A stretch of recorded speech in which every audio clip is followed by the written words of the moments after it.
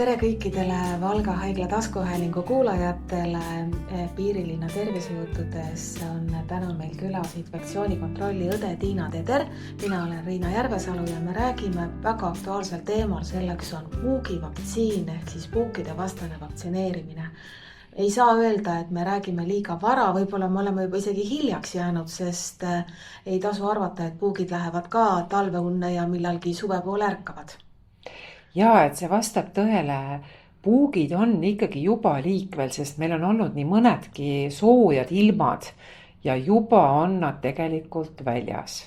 Aga kui te küsite seda, et kas oleme hiljaks jäänud, no ei ikka ole. Et on ka praegu täiesti õige hetk vaktsineerimiseks, nii et igati sobib.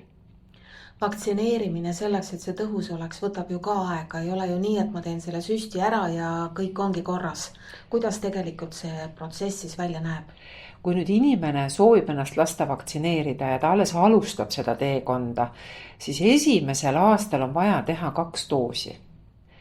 Ja seda tehakse enamikel juhtudel 1-kuulise vahega, aga on ka võimalik teha pisut kiiremalt.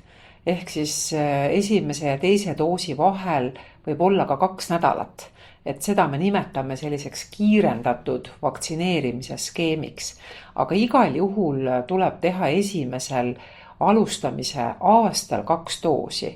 Siis 1 aasta möödudes me teeme 3. doosi, siis 4. doos tuleb 3 aasta möödudes ja siis alates siis, kui vana keegi on, sõltub siis, et kas inimene jääb siis seda tõhustusdoosi tegema iga 5 aasta tagant või ta siis peab tulema juba iga 3 aasta tagant tõhustama. Et selline niisugune eriline vaktsiin on see puukentsefaliidi vaktsiin, jah.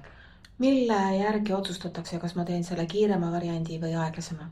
No ütleme niimoodi, et kui inimene tunneb, et näiteks puukide hooaeg on täies hiilguses, et me alustamegi võib-olla pisut veel isegi hiljem, kas või maikuus, tegelikult vaktsineerida võib aasta ringi, et ei ole ainult, et kevadel, aga näiteks kui ma jään ka võib-olla hiljaks või hiljemaks kevadisel perioodil oma vaktsineerimise alustamisega ja näiteks maikuus alustan ja tõepoolest juba on ju väga aktiivne puukide hooaeg, et siis me võiksime otsustada näiteks teha kiirendatud skeemi. Et meil juba puugid liigu, meil on vaja rutem saada seda kaitset, siis me võime teha 2-nädalase vahega.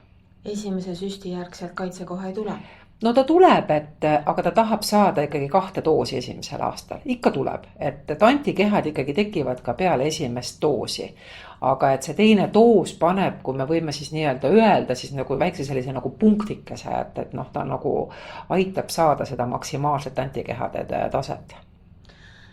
Me ei saa sellest ka ümber minna, et on nii vaktsiini pooldajaid, on vastaseid ja on ka neid, kes küll tahaksid, aga kardavad, sest kõik need võimalikud kõrvaltoimed, millega ka hirmutatakse. Mida peab teadma? Kõrvaltoimetest me võime öelda nii, et puukentsefaliidi vastane vaktsiin annab ikkagi üldiselt väga harva kõrvaltoimeid. Et enesetunnet ta peaaegu, et ei tohiks üldse muuta. Ütleme, et me ei tunnegi, et me oleksime midagi teinud.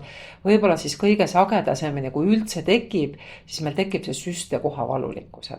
Et saadakse süst siis õlavare lihasesse ja me tunneme siis lihtsalt võib-olla järgmisel ja võib-olla ka järgnevatel päevadel, et meil on see käsi pisut valulik. See läheb kindlasti mööda, see ei jää valulikuks, et see tuleb lihtsalt nii-öelda üle elada, juhul kui see selline kõrvaltoime tekib.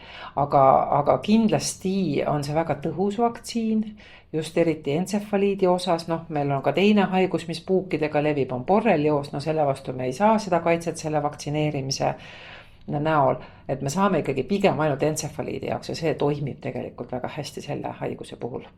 Kas siis, kui inimene on puukentsefaliiti põdenud, kahjuks, on ta eluaegne immuunsus olemas või peab siiski ka vaktsineerima? Jah, siis ikkagi öeldakse, et on immuunsus olemas, jah.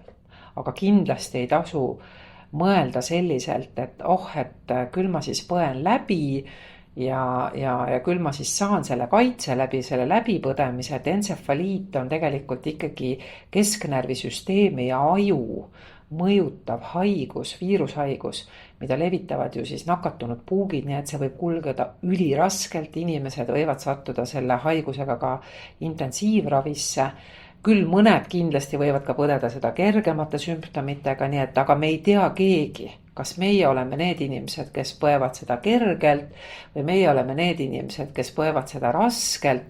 Et igal juhul me soovitame, see on vaktsiin välditav haigus ja me soovitame ikkagi pigem ennetada, kui siis oodata, et kas ma põen seda kergelt või raskelt. Missugustel puhkudel tasub vaktsineerimisega oodata ja millistel puhkudel vaktsiini ei tehta? Ütleme niimoodi, et seda vaktsiini võivad teha kõik inimesed, need inimesed, kes on lapseootel ja kui vähegi õnnestuks tegelikult seda nii-öelda edasi lükata, siis neid puukentsefaliidi vastast vaktsiini üldiselt soovitatakse mitte teha raseduse ajal, et seda võib teha ka siis peale lapse sündi. Aga teiste haiguste või haigusseisundite puhul ei ole üldse selliseid vastunäidustusi. Mida öeldakse või mille puhul tegelikult ei vaktsineerita, et kui inimene, kes tuleb vaktsineerima, on talle äge palavikuga kulgev haigus, just selline aktiivne faas, et siis tegelikult soovitatakse vaktsineerimist edasi lükata. Et põetakse läbi mingisugune siis haigus, mis tal siis ägedalt kulgeb ja siis tullakse tagasi vaktsineerima. Missugused on selle vaktsiini tegemise vanusepiirangud? Ei ole vanusepiiranguid, seda võib teha absoluutselt kuni siis nii-öelda oma elukaare lõpuni ja vaktsineerida siis saab juba alates 6. elukuust juba. Nii et tal on nagu väga pikk ajaline selline telg, mille jooksul tegelikult saab vaktsineerida. Ja võib-olla siinkohal on ka alati hea öelda seda, et kui inimene on ka saanud millalgi. Teinekord kipub ka olema selliseid olukordi, kus inimene on mingid doosid saanud mingi aja tagant, et ta teab, et ta on saanud näiteks 2 doosi, võib-olla 5 aastat, võib-olla mingi aeg veel rohkem tagasi, aga ta teab kindlalt või on tal ka lausa dokumenteeritud see oma vaktsineerimise passis või siis terviseportaalis, et siis tegelikult ei ole vaja üldjuhul alustada otsast peale, vaid tegelikult jätkatakse siis sellest samast pooleli olevast kohast. Aga see eeldus on selleks see, et me ikkagi teame täpselt, et kus on see pooleli jäänud. Ei ole vist ka mõtet arvata, et kui mul metsa asja pole või ma kusagil maakohas ei ela, siis olen ma puukide rünnaku eest kaitstud.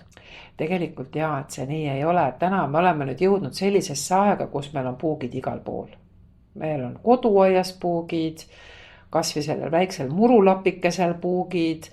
Meil on võib-olla oma lemmikloomad, kes meil käivad õues, võib-olla koerad, kassid, võib-olla on veel mingid loomad.